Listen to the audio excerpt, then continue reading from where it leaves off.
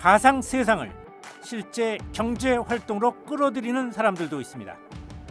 나이는 지금 고등학교 1학년이에요. 아, 그래요? 네. 지금까지 그럼 얼마 정도 벌었어요? 제가 이렇게 2,800만 원의 수익을 낸 건데 로블록스에서는 저한테 1,000만 원 정도를 돌려주는 거죠. 초월 게임을 개발해 수익을 거둔 고등학생. 8개월간의 매출은 2,800만 원. 순이익만 1,000만 원입니다. 김군이 활동하고 있는 초월 세상은 게임 노블록스입니다. 이 게임 플랫폼은 미국 초등학생의 80% 이상이 하고 있는 것으로 알려져 있죠. 전 세계 유저 수는 2억 명. 얼핏 보기에 다를 것이 없어 보이는 게임이지만 분명 차이점이 존재합니다. 바로 사용자가 게임을 프로그래밍할 수 있다는 겁니다. 때문에 글로벌 커뮤니티까지 형성되죠. 활성은 지금 이 게임에 접속해 있는 사람 숫자고요. 170명이나 있는 거예요, 네. 지금? 와. 전 세계에서 하다 보니까 사람들이 많죠. 지금 방문 이거 지금 밀리언이잖아요. 지금까지 이 300만. 게임에 접속한 사람이 있어요. 김군이 개발한 것은 적의 공격을 막아내는 게임입니다. 단순 명쾌한 재미가 있어 인기를 끌고 있죠. 김군은 이 세상에서 이름이 꽤 알려져 있습니다. 이 친구는 필리핀에서 온 친구인데 제가 친구랑 특별히 같은 팀이 걸려가지고 하다가 친해지게 됐어요. 네. 그것 때문에 영어로 채팅하면서 실력이 좀 늘었어요. 직접 만난 적도 없지만 가장 친한 친구도 있죠. 이 친구와 소통하기 위해 영어도 많이 배웠습니다. 코로나19 이후 커진 초월 세상. 과연 그 이유는 무엇일까요? 그리고 그 열풍은 언제까지 지속될까요? 국내의 초월 세상을 알린 김상균 교수에게 묻습니다. 인간은 인지적으로 봤을 때 세 가지 욕망이 가장 커요. 새로운 세상 가고 싶어하는 탐험, 사람하고 만나고 싶어하는 소통, 그다음 더 많이 이루고 싶어하는 성취. 근데 코로나 상황에서 성취 안 됐잖아요. 다른 방법을 찾아낸 게 바로 메타버스입니다. 메타버스가 코로나가 밀어낸 건 확실하게 맞고요. 팬데믹 상황에서 소통과 만남, 탐험을 찾아 사람들이 몰려든 초월 세상. 하지만 그 속엔 분명히 우정적인 요소가 존재한다고 합니다. 메타버스의 장기적인 방향성인데 좋은 쪽으로 이걸 현실을 뭔가 확장하거나 보완하기 위한 수단으로 쓸 땐 괜찮은데 나는 현실이 뭔가 두려워, 불편해. 나는 현실을 안 쓰고 메타버스에서만 살아갈 거야. 이런 이들도 나타나고 있습니다. 그래서 현실을 회피하거나 현실을 버리기 위한 수단으로 쓰는 것들은 장기적으로 사회에 굉장히 안 좋게 영향을 줄 것이라 생각합니다. 현실을 대변할 수 없는 초월 세상으로의 도피. 이것이 바로 예견된 어두운 면이라는 겁니다. 과연 그것만일까요? 저희는 다시 샌프란시스코에서 AI를 연구하는 김병학 박사를 만납니다. 감사합니다. 코로나 이전과 지금 상황, 그래서 어떻습니까? 회사의 사이즈라든가 업무나 이런 것들이 굉장히 좀 늘어났습니까? 정말 많은 변화가 있었고요. 네. 코로나 이전에는 예를 들어서 저희가 한 30여 명 정도의 팀이었다면 지금 코로나 기간에 저희 회사 전체가 한 120명 정도로 성장을 했고요. 네. 예. 그리고 전체 모든 120명이 다 리모트로 그리고 미국 전역에 디스트리뷰트해서 일하고 있습니다. 코로나19 습격 이후 헬스케어 분야의 인공지능이 확장되고 있습니다. 김 박사가 개발한 AI 기술은 쉽게 설명해 병원의 접수, 계산, 보험료 신청까지를 대신해주는 시스템입니다.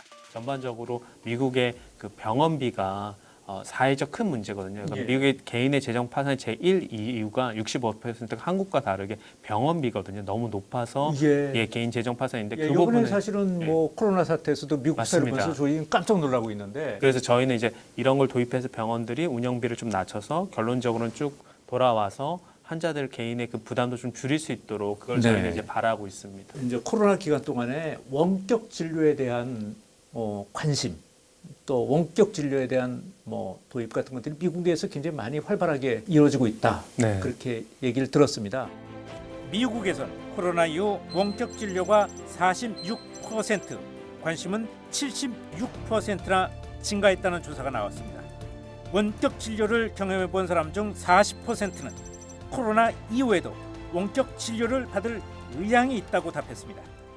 팬데믹으로 또 사람들이 많이 정신 건강을 되게 많이 힘들었고 회사에서 일하시는 분들은 예. 번아웃을 하고 또 회사 또 실직이나 여러 가지 그런 것 가족의 어떤 어려움을 겪은 사람들은 또 그걸로 마음에 많은 슬픔도 있고 그런 경우 멘탈 헬스를 관리해주는 네. 그런 회사들 또 특별히 큰 병원들도 그것을 하고요. 그래서 그렇게 해서 하는 분야가 많이 성장한 걸로 보고 있습니다. 네. 인터뷰 도중 김 박사는 최근 영상 하나를 보여줍니다. 10 years ago, it was a dream. Today, we're living it. 실리콘밸리 빅테크 기업인 엔비디아 CEO의 신년사. 보기엔 아무런 문제가 없어 보입니다. 그런데 5월에 키노트를 할 때는 네. 이분이 실제로 벌추얼 휴먼이다라고 얘기하지 않고 나중에 있다가 최근에 회사 블로그를 통해서 그때 이 짧은 시간 동안 한 45초 정도 벌추얼 휴먼이었고 여러분들이 봤던 키친은 실제 키친이 아닙니다라고 하니까 사람들이 다 놀란 거죠. 네. 그러니까 맨 마지막에 이 비디오의 끝이 네. 실제 네. 인물이 아니고 네. 벌처로를 만들어낸 네. 3D 스캐닝해서 만든 거다. 맞습니다. 이렇게 해갖고 네. 뒤늦게 알렸군요. 뒤늦게 알렸고 넉 달 뒤 15초가량의 영상이 어떻게 만들어졌는지를 공개한 거죠. 이야기하던 공간도 인물도 목소리도 모두 가상이었습니다. 어떤 것이 실제 모습인지 분간하기 힘듭니다. 여기까지는 그저 놀라운 AI 기술을 목격한 해프닝일 수도 있습니다. 조금 다른 차원의 문제도 있죠.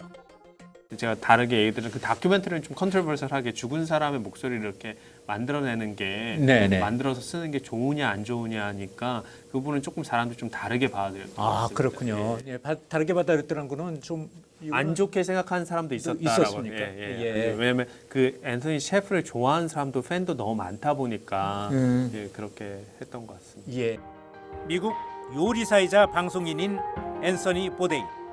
그는 전 세계를 돌며 역사와 문화가 담긴 요리를 소개하는 TV 프로그램으로 인기를 끌었습니다. 하지만 2018년 극단적 선택을 했죠.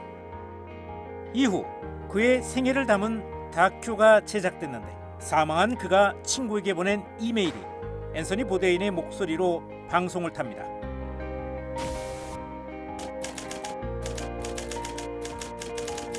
보데인의 가족들은 그의 목소리 사용에 동의한 적이 없다며 불만을 드러냈습니다. 인간 존엄의 문제가 부각된 겁니다. 여러분은 어떻게 생각하십니까?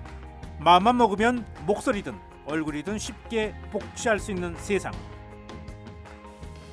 자, 이것도 있습니다. 헬로우. 사실 저는 일론 머스크가 아닙니다. 저는 스포트라이트 팀 제작진입니다. 자, 이것도 그렇죠. 네. 자, 니하오.